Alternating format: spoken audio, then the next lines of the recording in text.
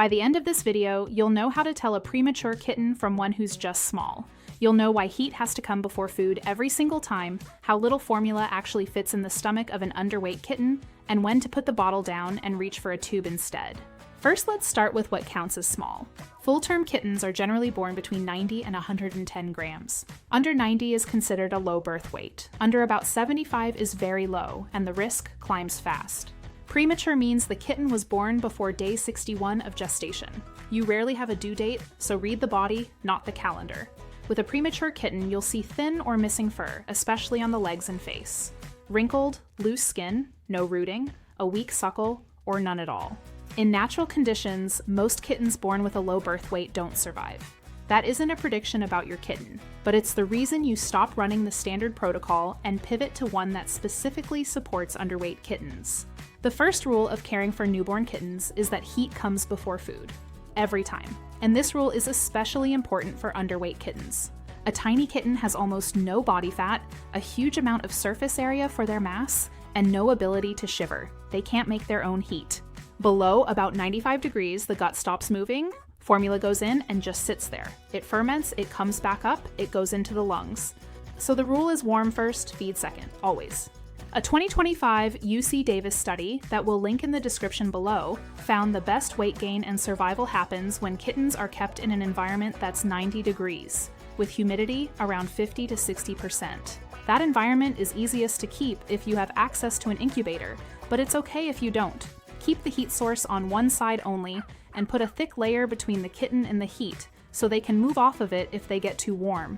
And if a kitten comes to you cold or becomes cold while in your care, warm them slowly over the course of an hour or two. The second tip for saving underweight kittens is to feed smaller meals more often. Comfortable stomach capacity for a kitten is about 4 milliliters per 100 grams of body weight. In the first 24 hours of life, it's half that. So a 70-gram kitten should be eating just 2 to 3 milliliters. They still need 20 to 26 calories per 100 grams a day though, and most milk replacers run under 1 calorie per milliliter. That's a lot of volume for a stomach that's so small, and the only way through it is more feedings, not bigger ones. For a preemie in the first week, that can mean every 1 to 2 hours around the clock. Don't push volume up to stretch the time between feedings. Overfilling a stomach that small can cause regurgitation, aspiration, and diarrhea, all of which can be deadly. Tip number 3 is to dilute formula for premature kittens. A preemie's organs are underdeveloped. The gut and kidneys aren't ready for full-strength formula. So thin it out. Mix the formula powder with double the amount of water at first, then work your way up to full strength over a few days to a week as they adjust. Keep a close eye on the kitten's poop. Watery, gray, or foul smelling means the kitten isn't digesting properly and needs diluted formula for a bit longer. Tip number 4 is to tube feed premature kittens. A preemie may not have a suckle reflex yet, and if a kitten can't suckle, the bottle isn't just useless, it's dangerous, as it will cause them to burn energy they don't have and can pull formula into their lungs. For that reason, our protocol here at the Kitten Alliance is to tube feed all premature kittens. For a kitten who can't form a strong latch, it's a safer method and is less work for the kitten. Don't know how to tube feed? Now is a great time to learn. Ask your vet or an experienced foster to teach you. Learning to tube feed before you need it will help keep you calmer in an emergency. Tip number 5 is to supplement with colostrum. In cats, less than 5% of the mother's antibodies cross the placenta. Almost all early immunity comes from colostrum, and the gut stops absorbing it at about 24 hours. An orphaned preemie almost certainly missed that window. Keep a colostrum supplement on hand before you need it. Past a day old, colostrum still helps the gut. It just won't build immunity anymore. Tip number 6 is to weigh your underweight kitten several times a day.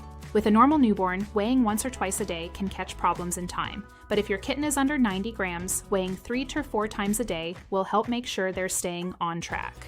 Here's why. A 70-gram kitten who drops 5 grams has lost 7% of their body weight. On a 100-gram kitten, that same 5 grams barely registers.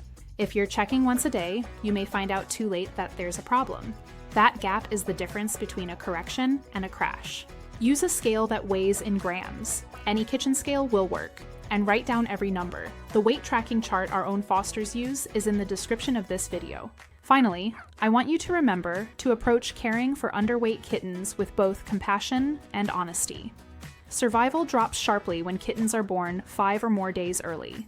And when kittens are born 2 weeks early, survival is nearly impossible, no matter how good your care is. But a full-term kitten who's just small, those kittens often catch up quickly.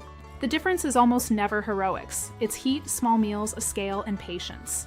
If you found this video helpful, help us save more kittens by liking this video and subscribing to our channel. See you next time.